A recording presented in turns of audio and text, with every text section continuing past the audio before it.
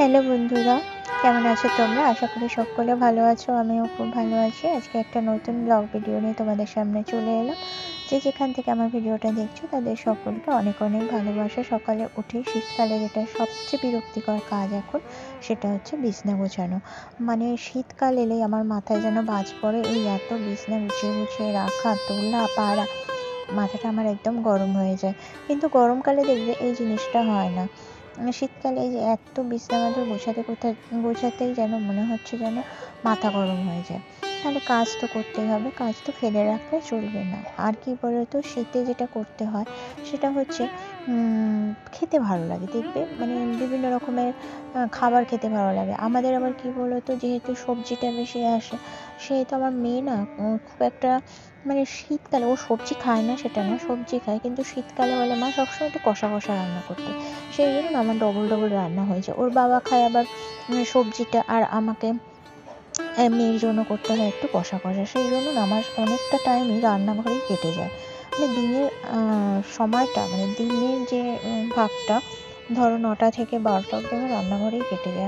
আমার প্রচুর রান্না হয়, সেই রান্নাগুলো করতে করতে অনেক টাইম চলে যায় আমার নিজের জন্য একটুও টাইম বার করতে পারি না। কিন্তু ভেবেছি এবার থেকে যাই হয়ে যাক না কেন নিজের জন্য টাইম বার করবো। আগে নিজের প্রতি যত্ন নিতে হবে, তারপর সব কিছু।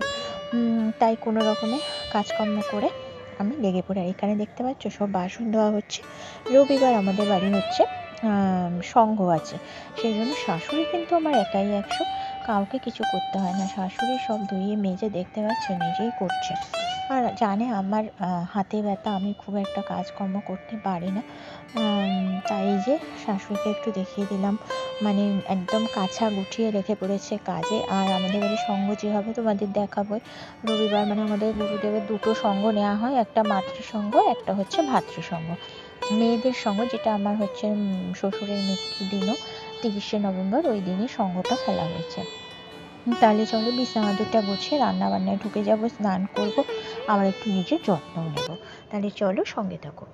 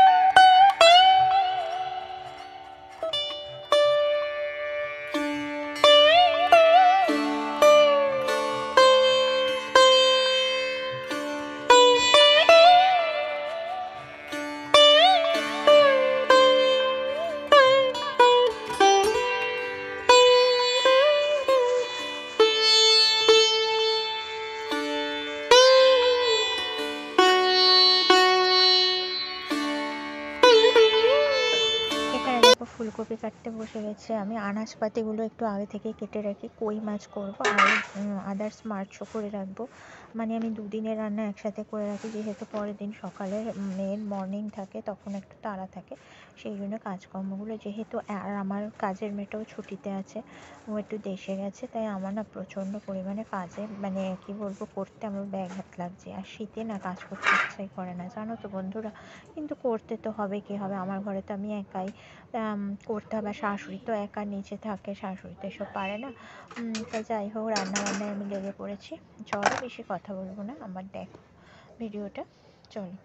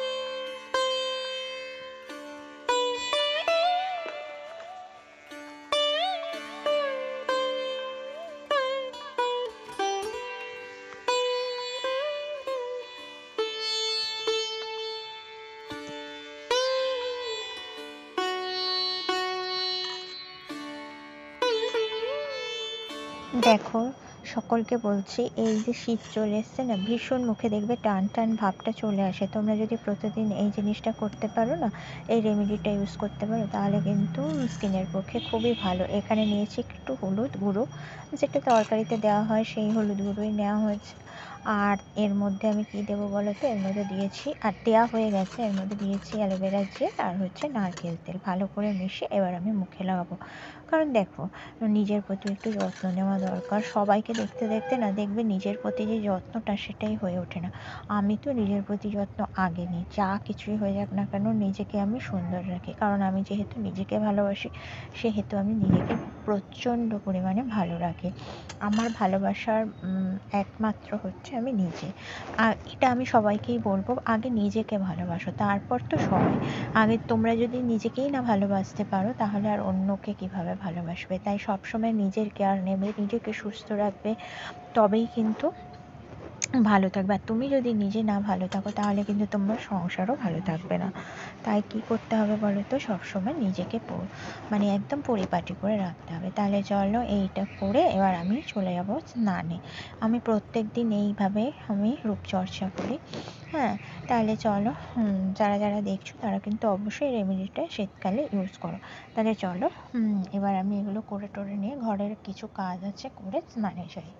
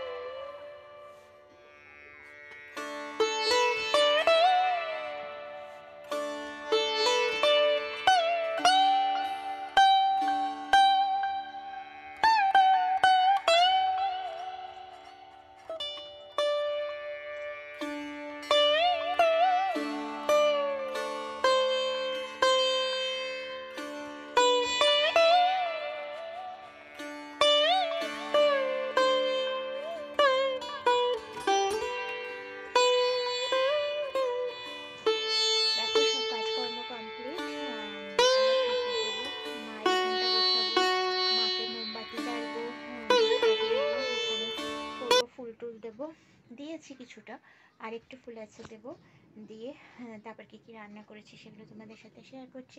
তাহলে চলো আজকের ভিডিওটা আর বড় করব না, এখানেই শেষ করছি। খাবারটা লিখে আবার আসছি পরের দিন নতুন কোনো ভিডিওর সাথে। তাহলে তোমার জন্য tata, love you all, bye. এখন একটু ভিডিও ছাড়তে দেরি হয়ে যাচ্ছে, পরীক্ষা সবাই বুঝতেই পারছো, সেই জন্য। তাহলে চলো আবার আসছে পরের দিন, টাটা। খাবারটা দেখে নাও কী কী হয়েছে। দেখো এখন খেতে বসবো। এই যে ভাত রয়েছে, এখানে রয়েছে পালং শাক বেগুন দিয়ে ভাজা, এখানে দেখো ওর বাবা খেয়ে চলে গেছে, আমি দিয়ে দিয়েছি। এখানে রয়েছে পার্শে মাছ পোস্ত আর সর্ষে দিয়ে ঝাল, বুঝতে পেরেছো?